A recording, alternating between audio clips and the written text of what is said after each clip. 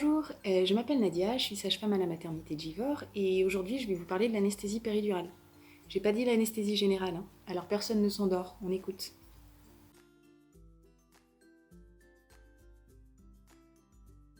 Bon alors concrètement c'est quoi cette péridurale? La péridurale du coup ça va être une anesthésie loco-régionale, ce qu'on appelle. Donc loco-régionale ça veut dire qu'on va venir piquer dans votre dos et que ça va anesthésier toute une zone de votre corps. Donc là ça va commencer par endormir toute la zone de votre ventre, de votre utérus et du bassin pour que du coup vous ayez la douleur qui soit très atténuée. Donc la douleur va être atténuée, mais on va quand même avoir des petites sensations, pouvoir se rendre compte par exemple quand l'utérus contracte ou pas. Et souvent, quand on pense à cette péridurale, il y a plein d'images un peu spéciales qui nous viennent dans la tête et des craintes souvent qui y sont associées. Est-ce que personne d'entre vous n'a déjà eu ça en tête?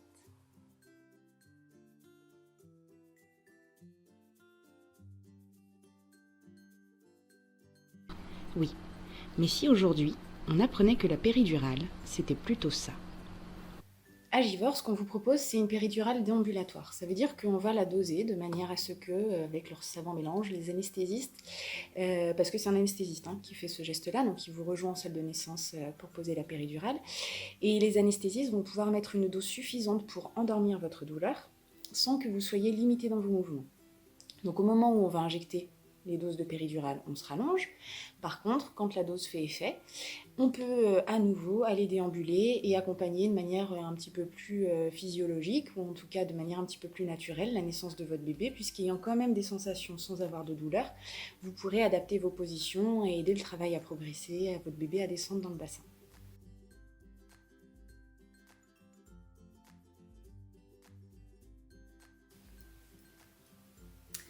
Vous êtes, oui, à l'heure tropique du cancer, alignement des planètes, sens du vent. Vous accoucherez vers 23h03, 23h04, sans péridurale, c'est sûr à 100%. Vous, je prends constellation, très bien. Vous, ce sera une césarienne. Pour vous, un accouchement tout bien, tout parfait. Hein, B, je vérifie. Oui, pas besoin de péri. Prévoir exactement à 100% comment va tout se passer, ce serait hyper facile et pratique. Mais en tout cas, ça n'existe pas dans la vraie vie, ça non plus. Décidément, on va de désillusion dans des illusions. Donc il faut vraiment imaginer un but. On se dit, c'est quoi mon but? Le but, c'est d'arriver à avoir votre bébé, de le rencontrer et que tout le monde soit en sécurité. Donc vous pouvez choisir de prendre le chemin un peu escarpé de la physiologie. Vous allez faire une bonne randonnée, vous allez avoir des épreuves que vous allez surmonter, de col en col, etc., jusqu'à arriver à votre bébé. Il peut y avoir un téléphérique, la péridurale, qui vous amène à un certain moment sur un chemin un petit peu plus facile pour arriver à votre but avec moins d'encombre. Et puis parfois, il y a un transport en hélicoptère qui s'impose, on vient vous chercher où vous êtes et on vous amène directement à la naissance de votre bébé parce que l'un ou l'autre de vous en a besoin. Tout ça, c'est donc des choses qui sont bien sûr non prévisibles pendant la grossesse et qui ne doivent pas être figées dans votre tête. Il faut vraiment que cette péridurale, elle puisse être un choix éclairé de votre part, parce que vous avez décidé que c'est tel chemin ou tel chemin que vous avez envie d'employer, mais aussi que vous laissiez une place à parfois la nécessité d'avoir une péridurale. C'est l'équipe, parfois, qui va être amenée à vous demander de poser une péridurale et donc d'en bénéficier pour vous mettre en sécurité. Par exemple, si on voit qu'il y a besoin d'intervenir pour un geste voix basse, par exemple un forceps ou une ventouse, c'est un exemple parmi d'autres, et c'est des moments dans lesquels la péridurale sera une sécurité pour l'équipe et pour vous, pour travailler dans de bonnes conditions. Et qu'au-delà de votre projet de je veux une péri ou je veux pas une péri, il y a toujours des aléas qui peuvent venir se mettre en travers de votre chemin. Donc c'est pourquoi tout le monde va aller consulter l'anesthésiste pendant sa grossesse pour qu'on ait un dossier et qu'au cas où on ait besoin ou on ait envie d'une péridurale, on puisse la poser en toute sécurité.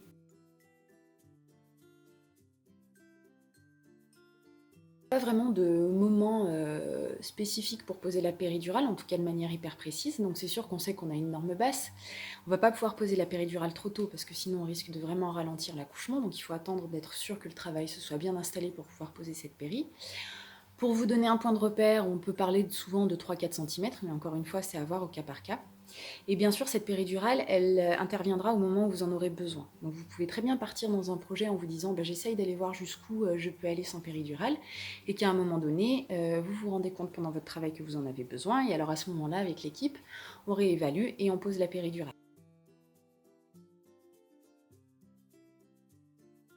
Vous vous asseyez au bord du lit, les jambes dans le vide, mais qui reposent sur un petit tabouret, et vous allez essayer de vous entourer, de vous enrouler autour de votre bébé. Donc le but, ça va pas être de faire un dos tout rond comme ça, mais bien de vous enrouler autour de votre bébé. Donc comme si vous basculiez un petit peu votre bassin, comme si vous preniez un coussin comme ça et vous vouliez lui faire un gros câlin. Et les épaules ne devront pas être trop hautes, parce que ça gêne le passage pour l'anesthésiste. Donc il va falloir que vous ayez l'idée d'avoir 2 valises très lourdes au bout des bras pour bien baisser ses épaules et vous enrouler autour de votre bébé. Et puis on met le menton du coup sur la poitrine et la sage-femme et l'anesthésiste vous guideront et vous aideront à adopter la position vraiment la plus optimale pour permettre à l'anesthésiste d'avoir le plus grand espace d'ouvert dans votre dos et le passage le plus facile possible pour son cathéter.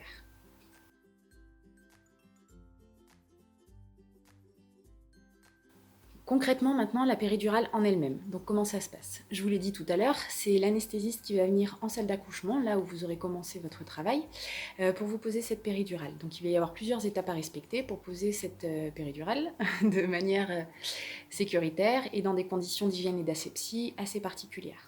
Donc pendant la péridurale, vous allez avoir un monitorage, ce qu'on s'appelle, donc un appareil à tension, des électrodes qui seront positionnées sur vous et on écoutera de votre bébé. Donc tout ça pour vous, ça a peu d'importance, simplement ça va un petit peu vous donner le sentiment d'être relié par des fils de partout, mais vous inquiétez pas, au fur et à mesure du travail, on allège ce dispositif. Vous avez une chemise qui est ouverte dans le dos, ce qui va permettre à l'anesthésiste de travailler dans votre dos sans être gêné par vos vêtements. On va, au moment de poser la péridurale, une fois que vous êtes installé, faire une désinfection. Donc on va frotter votre dos avec plusieurs produits pour faire une zone vraiment très propre. À savoir que juste après, on va venir poser sur vous des champs stériles. Donc à partir de ce moment-là, l'anesthésiste, vous verrez, est habillée vraiment tout en stérile. La sage-femme va l'aider pour ça. Il faudra absolument ne plus mettre les mains dans le dos. Donc souvent, on se met un petit peu la pression en se disant, oh là là, mais si j'ai une contraction, comment ça va se passer? Donc toujours bien garder les mains devant, plus faire de gestes à l'arrière comme ça, où vous allez toucher la partie dans laquelle l'anesthésiste travaille, mais en gardant les mains devant, vous nous prévenez. Nous, de toute façon, on ne fera aucun geste pendant que vous avez des contractions, donc on s'adaptera à votre rythme. La zone étant bien désinfectée, les champs étant installés, un peu sur vos épaules, derrière, on va pouvoir commencer une première injection. Donc cette injection, c'est avec une toute petite aiguille qui est un petit peu une injection comme chez le dentiste. C'est une anesthésie locale, donc une petite piqûre qu'on fait au niveau de votre dos qui va anesthésier toute la zone où après on va travailler avec une aiguille un petit peu plus conséquente et on va laisser agir 1 ou 2 minutes ce produit-là. Alors là, âme sensible, s'abstenir, c'est le moment d'aller faire une petite pause pipi si vous n'avez pas envie d'en savoir un petit peu plus. C'est pas pour rien, l'inventeur de la colonne vertébrale a eu la très bonne idée de la mettre dans le dos, comme ça on ne voit pas ce qui se passe. Vous allez sentir qu'il se passe quelque chose dans votre dos quand l'anesthésiste va venir introduire ce qu'on appelle l'aiguille de tuyauterie.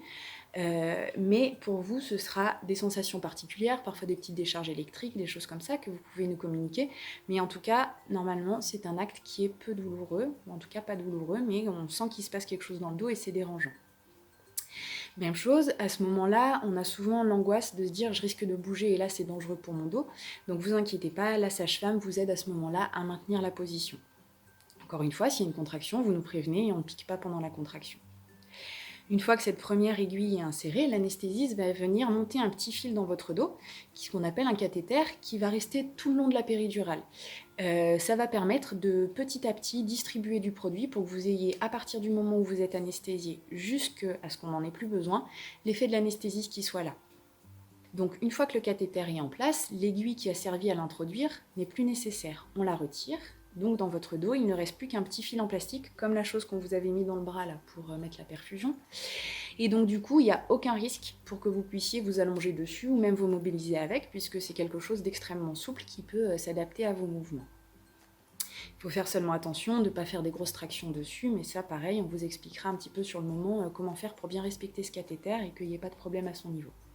De toute façon, on va le fixer avec un premier dispositif, et puis on le complète encore avec un deuxième pansement en 2 bandes qui est très large. Donc ça, mesdames, vous verrez, ça va vous garantir une super épilation quand il faudra le retirer, mais en tout cas, ça permet de vraiment faire adhérer le dispositif à votre dos et qu'il n'y ait pas de risque même dans vos mobilisations et dans, les moments où vous vous allongerez pour que cette péridurale puisse être efficace jusqu'au bout et qu'il n'y ait aucun danger pour votre dos. Une fois que tout ça est mis en place, on vous allonge Et là, on va commencer la première injection. Donc ça va être ce qu'on appelle une dose de charge, donc une première dose de produit, pendant laquelle on va surveiller, pareil, vos paramètres, tension, etc., qui va permettre de vous endormir dans un premier temps, donc de manière un petit peu plus profonde que ce qui sera par la suite, pour que toutes les sensations désagréables et les douleurs disparaissent.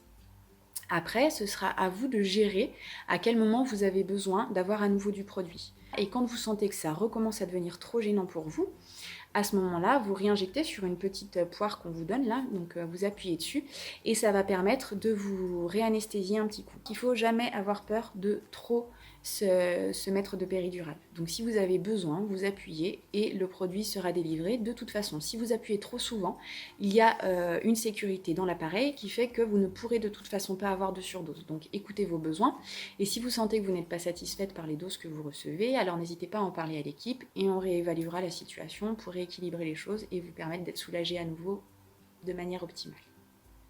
Donc une fois que tout ça est bien en place, et ben voilà, vous êtes sous péridurale et vous bénéficierez de la péridurale jusqu'à la fin de votre travail, de la délivrance et des gestes et des soins qu'il y a à faire juste après l'accouchement. Une fois qu'on n'a plus besoin de la péridurale, comme vous l'avez peut-être vu dans les autres vidéos, vous allez rester 2 heures en salle avec nous, pendant laquelle, par sécurité, on garde la péridurale. Mais quand vous allez remonter dans votre chambre, on va tout enlever. Donc c'est là que l'épilation commence. On enlève tous les scotch, tous les pansements qu'on a mis dans votre dos et on retire le petit cathéter. Alors là, encore une fois, vous inquiétez pas, il y a une sécurité. Sur ce petit fil là qu'il y avait dans votre dos, on a un petit marqueur bleu au bout. Donc on est sûr, une fois qu'on l'a enlevé, que si on voit ce marqueur, il ne reste absolument plus rien dans votre dos. On redésinfecte la partie, on met un petit pansement et là, il n'y a plus aucun risque avec la péridurale. Tout est fini et vous pouvez aller vous réinstaller dans votre chambre tranquillement. Les effets de la péridurale, en fonction de la dose que vous avez eue vers la fin, vont s'estomper petit à petit et vous allez vraiment recouvrir toutes vos sensations très rapidement.